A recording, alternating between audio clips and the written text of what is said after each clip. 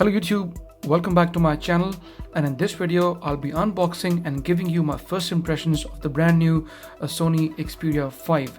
This is the flagship phone from Sony, which was released in the later half of 2019. I think if I remember correctly, it was launched in the UK in the first week of October and a month later in the States.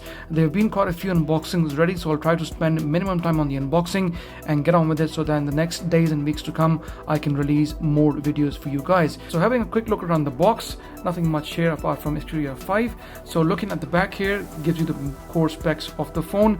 It's got obviously a triple camera setup at the back. All of them are 12 megapixel cameras. The main sensor has got the f1.6 aperture followed by slightly lesser wider apertures. So the front camera 8 megapixel, it's got an OLED full HD plus HDR display, so good for Netflix and your Amazon Prime videos. Slightly smaller battery than the Xperia 1, 3140 milliamp, Qualcomm Snapdragon 855, not the very latest. The 855 Plus is now available on the OnePlus 7T, as you can see. However, it shouldn't make much of a difference in performance as the phone comes with 6 gigs of RAM, also IP65 and 68 dust and water resistant, so shouldn't be much of a problem. Also come with a micro SD card, NFC, Bluetooth and all the regular stuff as we know. So let's quickly open the box up. Okay, so opening the box up, as you can see, so this is the brand new Sony Xperia 5, and this is the gray version. It also comes with a blue and a black version, but I thought a gray looks much better.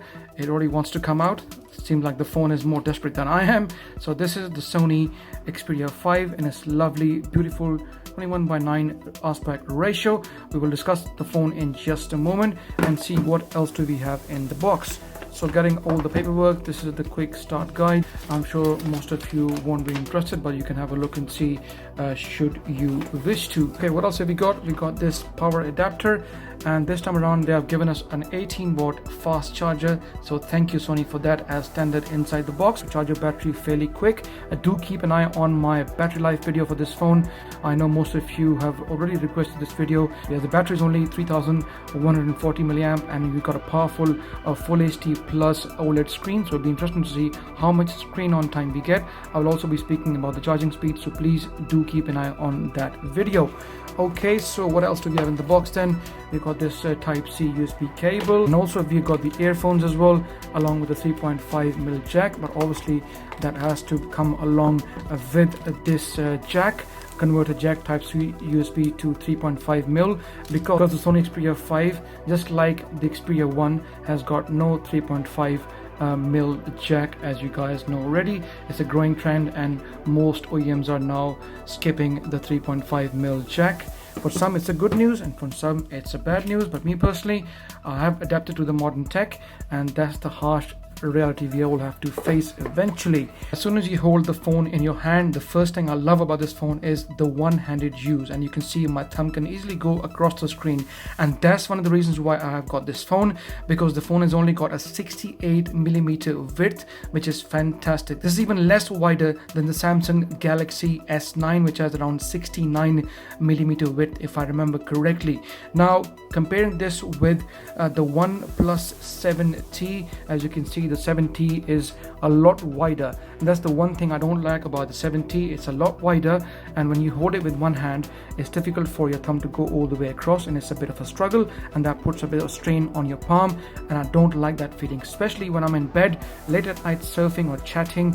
It's very difficult for me to use the 7T at times with one hand, and its typing can be a bit of a nightmare. However, with the Sony Xperia 5, I'm really looking forward to using this phone with one hand. In fact, this is the only flagship phone in the world, and please do correct me on this if I'm wrong, which gives you 68mm of width, meaning you can easily use it with one hand without any fuss. Even the Samsung Galaxy S10, guys, this also has over 70mm of width. It's not as bad as the 1T, as you can see. However, the Sony Xperia 5 beats both of these and many other phones. In fact, pretty much every other single flagship phone out in the market when it comes to one-hand use, and that's one of the reasons I'll be using this phone as primarily my main phone, hopefully for many months to come. Obviously, along with the 7T and the Samsung Galaxy S10, the battery video on the 7T is due very soon, so please do stay tuned. However, this is all about the Sony Xperia 5, and like I said, the main reason for getting this phone is it's the one-hand use, it's the width, 68mm width, and Sony is the only OEM who actually gives a damn about all those people out there, people like me, who actually like to use their phone still with one hand. So thank you for that, Sony. Well done, and keep doing that, please. Okay, so now let's take this cover off from the screen. There we go, and let's boot the Sony Xperia 5. Whilst it boots up, let's quickly go through the basic specs. The Sony Xperia 5 has got a 6.1 inch OLED HDR screen, meaning you can enjoy your Netflix and Prime videos in 21:9 aspect ratio, and in the days and months and years to come, pretty much all content is going to go into 21:9 screen ratio, meaning the screen is less wider and more longer, as you can see. The phone has got a Snapdragon 855. It is not the 855 Plus like you have on the 7T, but it shouldn't really matter because the difference in performance is hardly noticeable. The phone also comes with 6 gigs of RAM, and also has got 3 cameras at the back. Like I said, a triple camera setup with a dual tone LED flash on top, so not looking that bad. I like this color personally. Black I'm not a big fan of. Blue, I've got a 7T on it already, so I thought let's try the gray this time. Now it seems more like a whitish grayish, but it's got a bit of a gray and a bit of white touch. However, it looks very, very cool when you see it in real. Also, the frame around the phone, as you can see, has also got this nice silver color to it, so that adds a bit more beauty and class and elegance to the overall phone. And also the phone has got a Gorilla Glass 6 at the back and also a Gorilla Glass 6 at the front, so thank you for that, Sony. And also the price has been kept fairly low this time around. This phone in the UK is going for $699, that which is not too bad. On contracts as well, on any lease deals, you should be able to get a lot cheaper than Xperia 1 and previous Xperia phones in the years.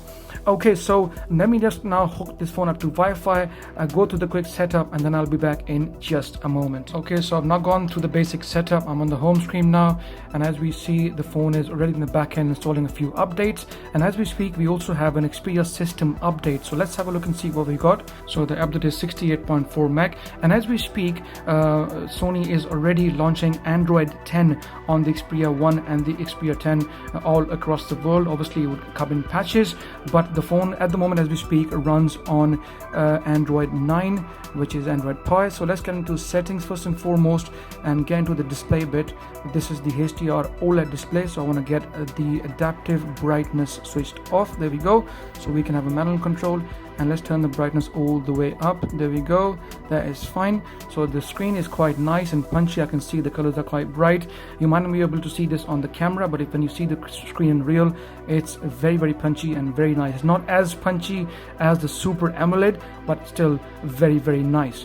Okay, so let's now have a look at a few more things. At the bottom, you can see you got the Type-C USB here, and you got this nice speaker grill. I love that. It gives it a very elegant look, and we all know this phone has got stereo speakers. So that means the bottom firing speaker and the top end speaker, which acts as the second speaker. So it'll be interesting to see how the speakers on this phone stand out against the OnePlus 7T, which has got a similar setup, and also against the Samsung Galaxy S10. This also has the same similar speaker setup, one at the bottom and the earpiece on top acting as the second speaker. I will be putting videos of the Samsung Galaxy S10 and the 7T against the Xperia 5, and we'll see how these speakers perform. Looking at the left hand side here, we got the SIM tray, and the good thing is this SIM tray does not need any SIM ejector tool or pin to actually take it out, so you can put your SD card in and also your SIM in without any fuss, which is not too bad.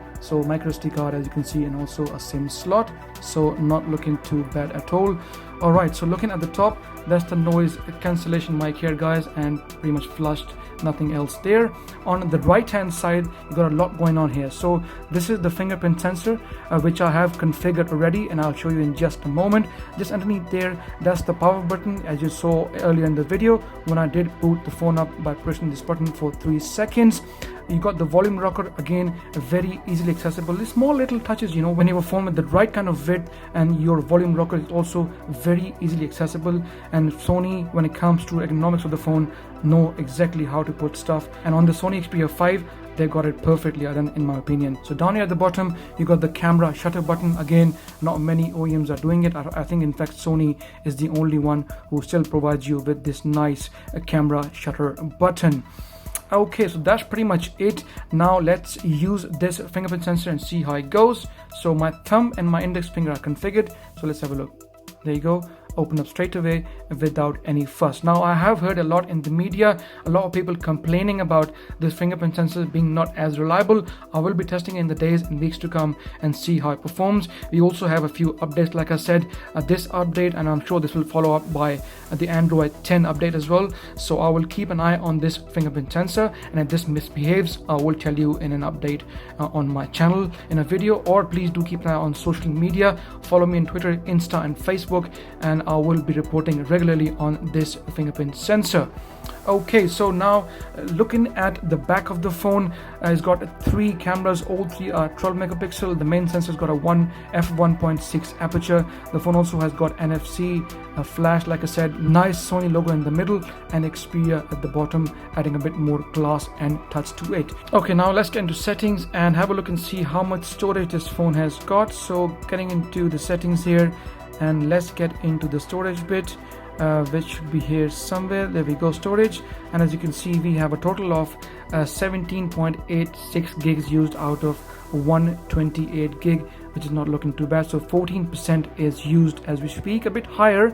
However, it's Android, it does take a bit space as opposed to iOS, so not looking too bad. For most people out there should be plenty, and plus the phone has got an option of an SD card, so it shouldn't be that bad. Okay, next up, let's check the version, which version of Android this phone is running. So getting into system and then getting into about phone, as you can see, it's running Android version 9, and like I said, a 10 will be up very soon. Okay, so let's get into now the speakers. I want to hear just quickly before we finish the video off, how do the speakers sound.